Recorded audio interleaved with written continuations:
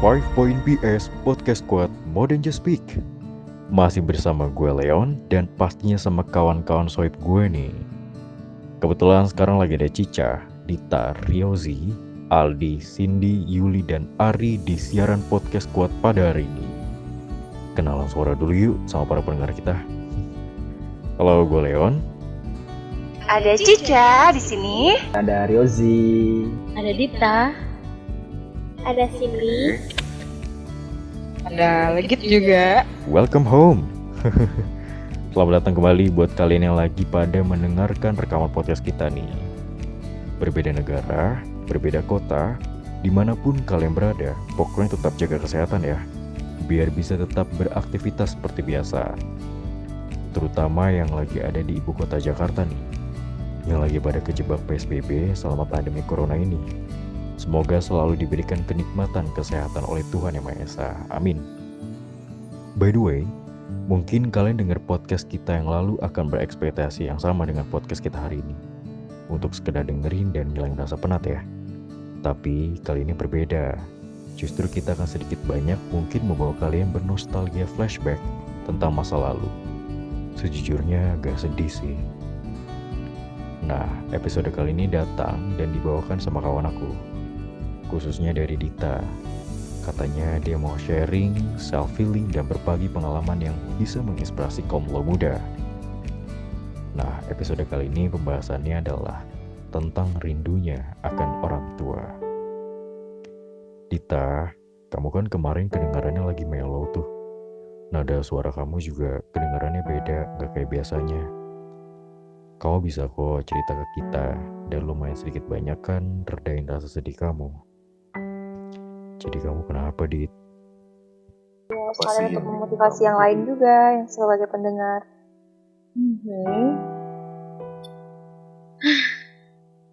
Aku mau mulainya dari mana ya? Karena ini bukan kayak benar-benar jadi apa ya? Hidayah juga buat aku untuk jadi sekarang gitu. Karena sebelum ya apa? Aku nggak kayak gini gitu. Aku nggak seperti sekarang, dari pergaulan, dari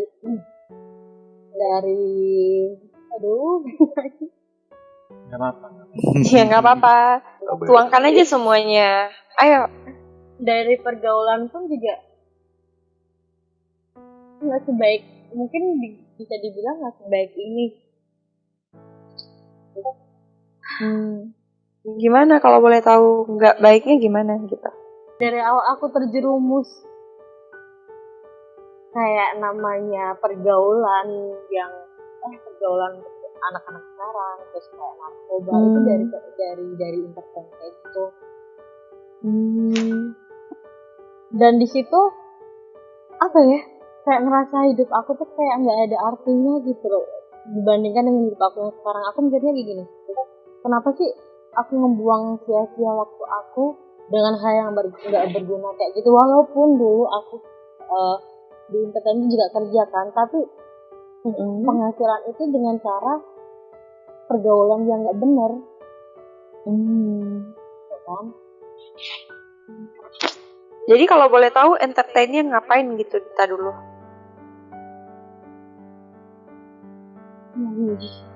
Aku nyanyi. Gitu. Oke. Jadi bagaimana Dita ngerasain itu gak baik buat Dita sampai Dita sadar sekarang Dita sudah berubah gitu? Apa yang membuat Dita sadar itu gak baik gitu? Yang membuat aku sadar itu kayak gini, karena aku waktu masih ada mama ya, karena mama juga udah tahu kan aku juga suka nyanyi waktu itu, ya mama yang suka aja gitu. Tapi keluarga aku bukan mama doang, keluarga aku tuh nggak ada yang tahu di luarnya aku tuh kayak gimana. Setelah itu, gitu. nah setelah mama nggak ada, ya tetap aku masih di entertain juga. Aku masih di entertain dan tanpa pengetahuan papa aku dengan pergaulan yang kayak gitu juga. Setelah ditinggalnya mama, sih aku masih kayak belum berubah sekarang, karena ya masih menuruti ego aku untuk berteman sama yang teman yang kayak gitu ya. Oke, gue mau nanya nih, kan lu katanya ya orang tua pasti ngedukung dong apa yang kita lakukan asal itu baik ya kan ya. Tapi kan mereka nggak tahu nih dark side di dalam entertain yang lu jalanin, terjunin itu. Nah, itu bagaimana lu bisa keluar dari toksiknya yang ada di entertain itu? Dan lu bisa ya merasalah seperti sekarang lu lebih baik gitu kan. Apakah itu tuh karena kesadaran lu sendiri, apa karena teman-teman lu, apa karena orang tua juga, apa bagaimana gitu? Ceritanya gini sih, kenapa aku bisa keluar dari zona gitu, cuma mimpi. Mimpi? Bagaimana bisa? Iya, karena sebelumnya, karena mama aku itu meninggal waktu aku masih SMP SMK gitu, SMP SMK pokoknya aku lupa, udah beberapa tahun yang lalu kan, karena papa aku 2015 kemarin gitu. Setelah aku cuma dikasih hidayah tuh kayak gini dalam mimpi doang gitu. Kenapa aku bisa jadi kayak gitu dalam mimpi itu tuh Gimana? tapi kebetulan habis 40 harinya papa aku gitu. Terus habis selamatan 40 hari gitu kan, terus lagi beres-beres semua, terus aku panas capean aku tidur dan disitu aku kayak terus mimpinya kayak gini. Papa aku cuma bilang kayak gini doang sih sebenarnya, kayak feeling gitu. Dek sini deh gitu, kalau manggil aku emang dedek sama kak sini gitu, sama kakak aku kan dipanggil. Iya. Terus kita duduk tuh dalam mimpi itu tuh, kita duduk, aku sama kakak aku duduk samping papa aku dan kakak aku tuh lagi berdiri gitu, berdiri di samping papa aku bilang kayak gini, nggak tahu entah kenapa itu kayak ditujukan sama buat aku doang, karena ngomongnya sama aku waktu dalam mimpi itu. Dan papa aku bilang kayak gini, si papa tuh nggak minta apa-apa gitu, papa tuh di sini cuma minta doa doang gitu,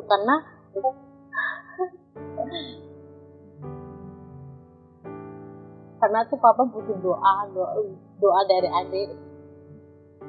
Di situ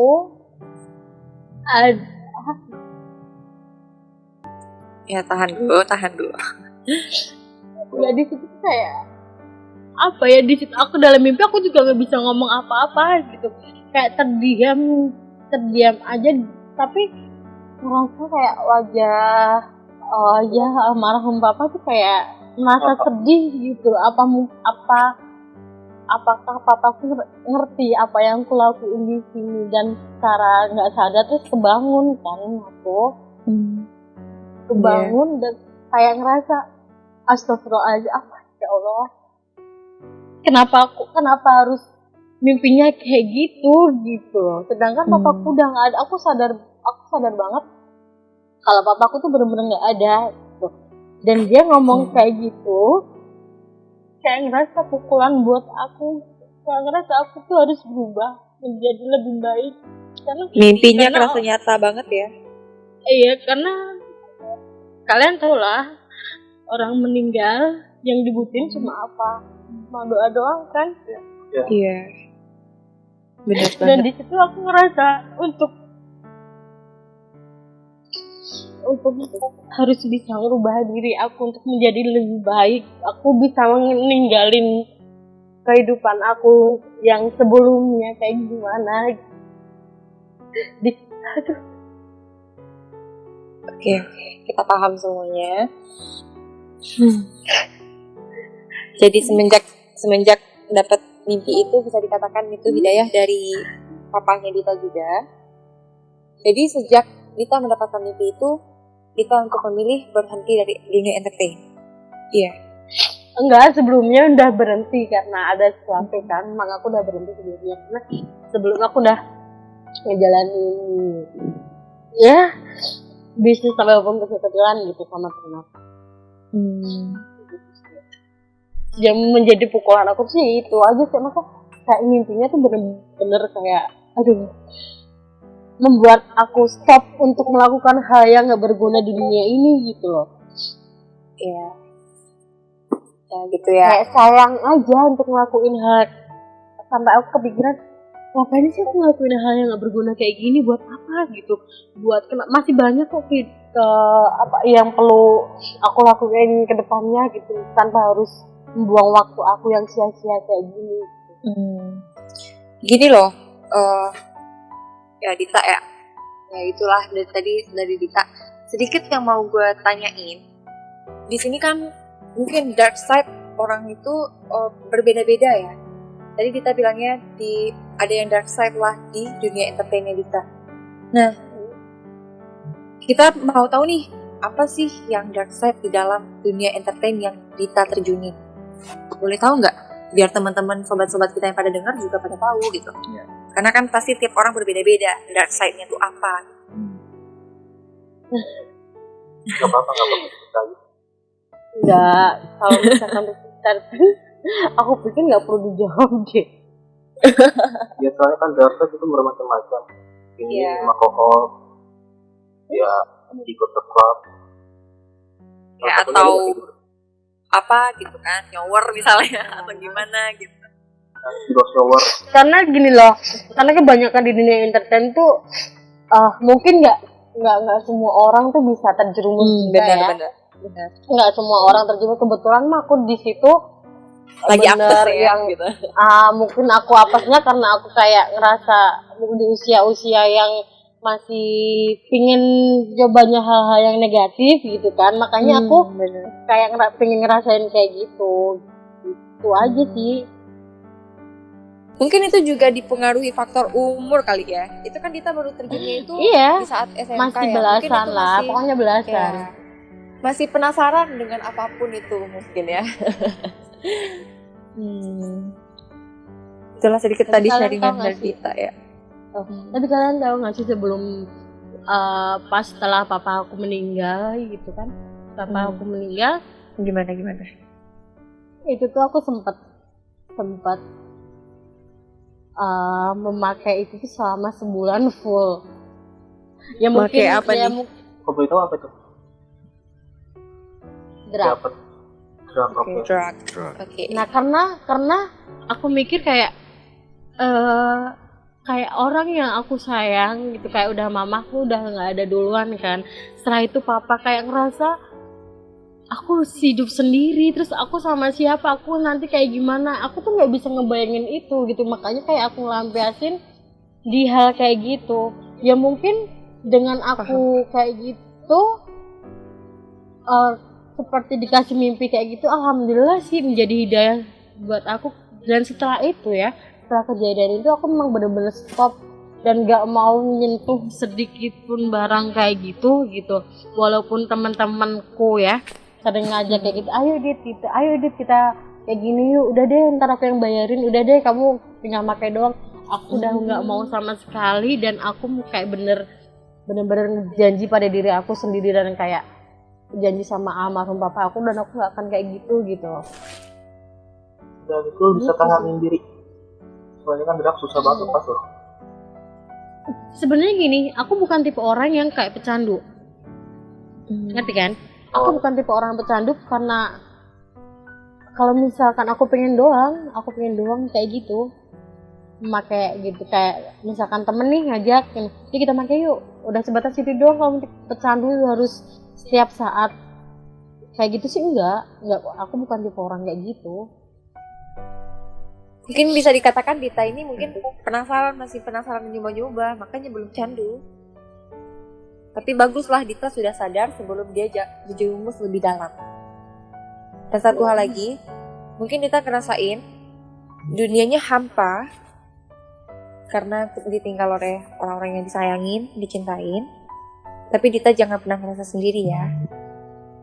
Dita masih punya kakak, masih punya sahabat juga, masih ada kami juga di sini teman-teman Dita. Tetap semangat ngejalanin hidupnya. Jangan pernah ngerasain sendiri lagi. Teruslah berjalan di jalan yang benar. Ya Dita ya.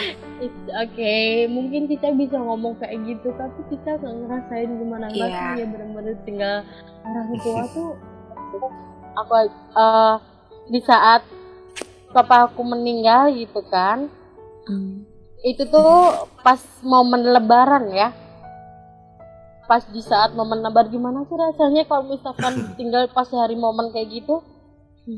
Di saat kita lagi maaf-maafan, sedang ada keluarga yang datang gitu kan. Hari Itu kemerdekaan lah ya. ya buat kita semua, dan setiap tahun kan aku bisa ngerayain lebaran sama papa tuh kayak bener-bener aku minta maaf sama papa, dan di situ di saat papa aku meninggal di hari itu kayak rasanya kayak ya Allah, kenapa sih harus hari ini gitu, harus di saat aku minta maaf sama papa aku. Rasanya kayak nggak terima aja, kayak Tuhan tuh nggak adil ya gitu, kenapa harus diambil sekarang, harus diambil pas hari bener-bener momen yang pas untuk minta maaf sama papa aku gitu loh.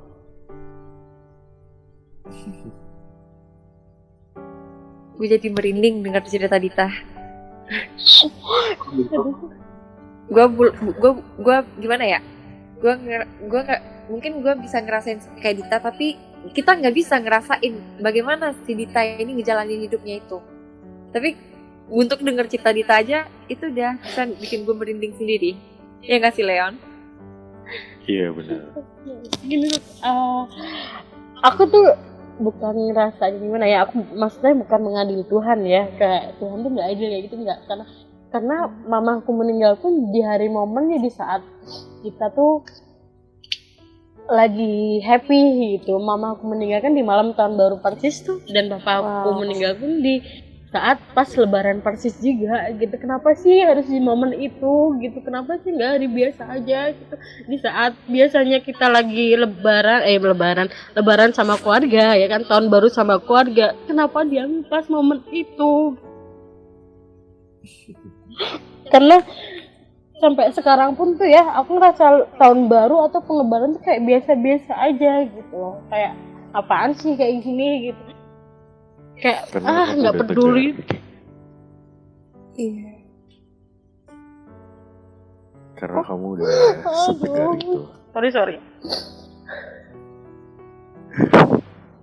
Nggak apa-apa Dita, tuh boleh kok curahin aja semua di sini. Ya. Dan kalau asal kalian tuh, aku tuh sebenarnya nggak setegar itu. Apa? Enggak tegar. Kita tahu. Iya sih. Kita paham. Terkadang orang yang terlihat tegar itu belum tentu setegar apa dia di dalamnya. Mungkin aja dia rapuh.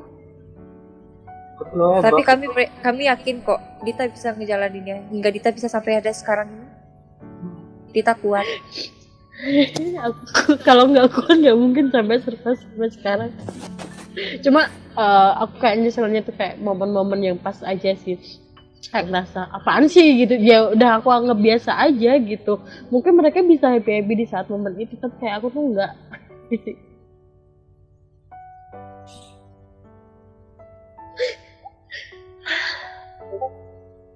Iya. Pelajaran yang harus kita ambil dari Dita saat kita tersesat di jalannya, kita harus cepat kembali. Entah itu dari sebuah teguran, peringatan, ataupun juga kesadaran sendiri. Kita harus segera bangkit. Mungkin kita terpuruk gak seterpuruk Dita yang rasain ini. Tapi kita harus bangkit. Pesan buat kalian semua sih, selagi kalian masih punya orang tua, jangan sia-siakan itu. Dan kalau bisa bahagiakan mereka di saat kamu bisa ngebahagiain gitu. Sedangkan aku bisa ngerasain ibaratkan aku bisa bekerja dengan hasil aku sendiri tuh aku nggak bisa loh untuk nyenengin orang tua aku. Mereka nggak bisa ngerasain gitu, mereka aku kayak ngebalesnya tuh kayak nggak bisa gitu. Makanya buat para kalian gitu yang di sana yang masih punya orang tua, bahagiakan mereka selagi mereka masih ada. Kalau mereka udah nggak ada, kita cuma bisa berdoa, dan untuk menyenangkan mereka tuh kayaknya sia-sia kalau mereka udah nggak ada. Udah itu aja sih.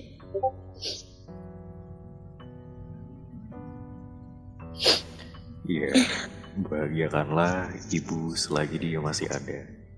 Jika mata ibu telah tertutup selamanya, maka hilanglah salah satu keberkatan di sisi Allah, yaitu doa dari ibu.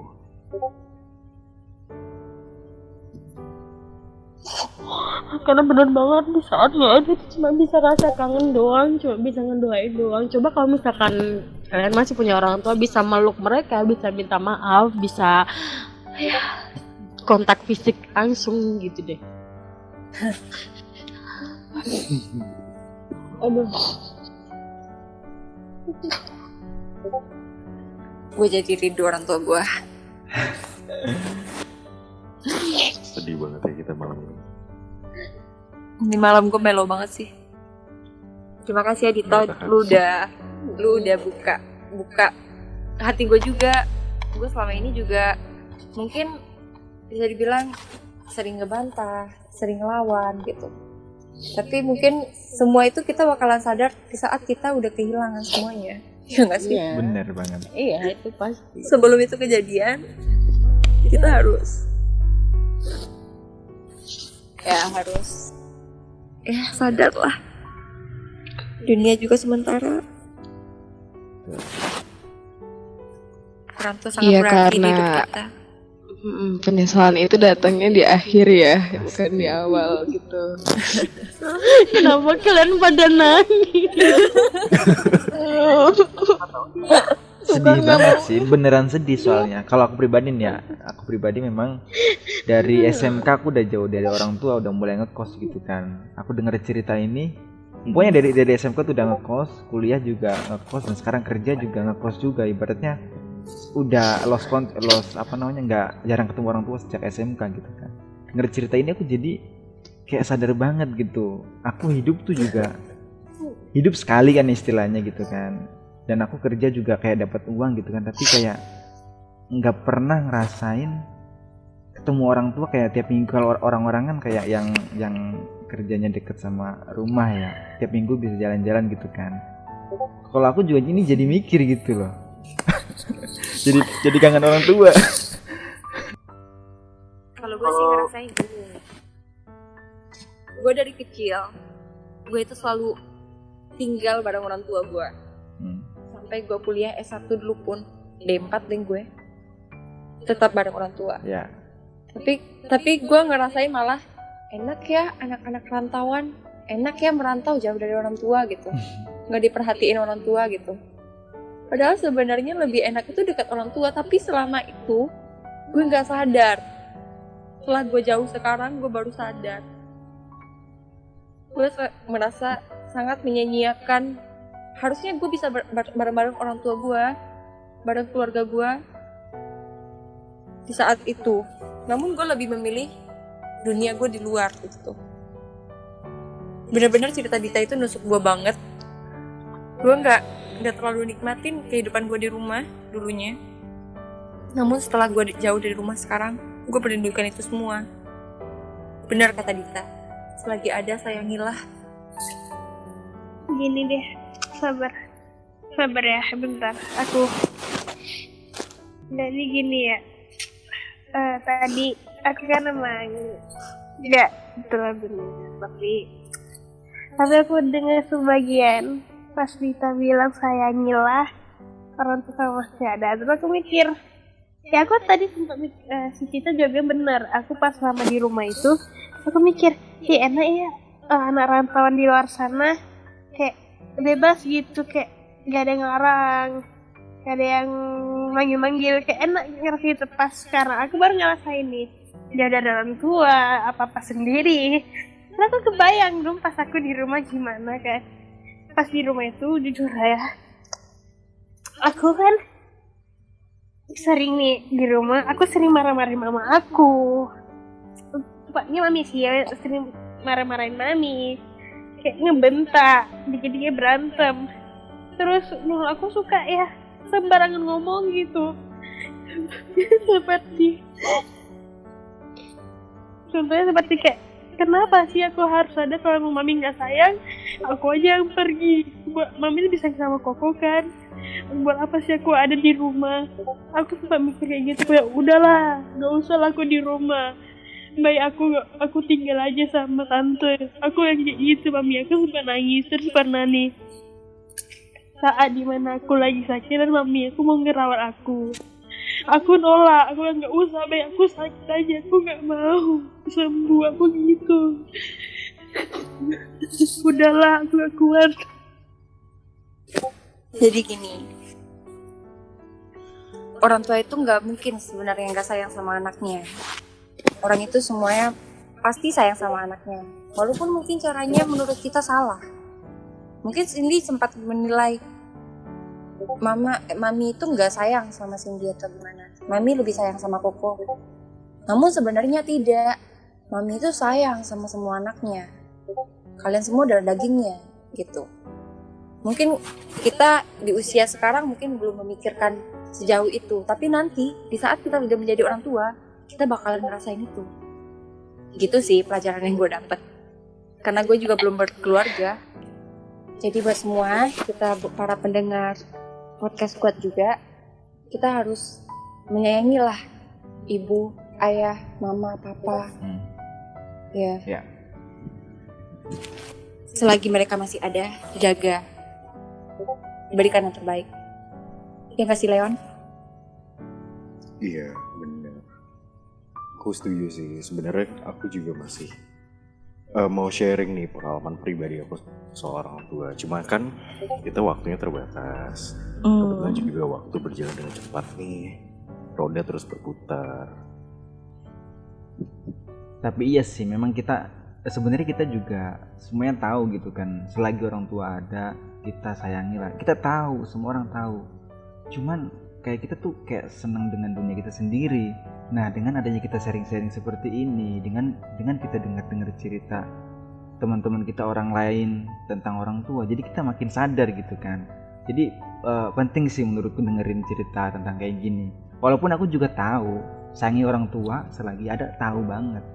Cuman kayak terlalu nyaman lah, karena terlalu nyaman kerja, terlalu nyaman main sama teman-teman, jadi lupa akan hal itu. Thanks banget sih Mbak Dita, Cica, Leon yang sudah memfasilitasi untuk sharing ini. Iya. Masuk banget sih emang. Jadi mungkin kita udah nyampe di penghujung waktu. Ya. Ya, gue juga partner gue Leon.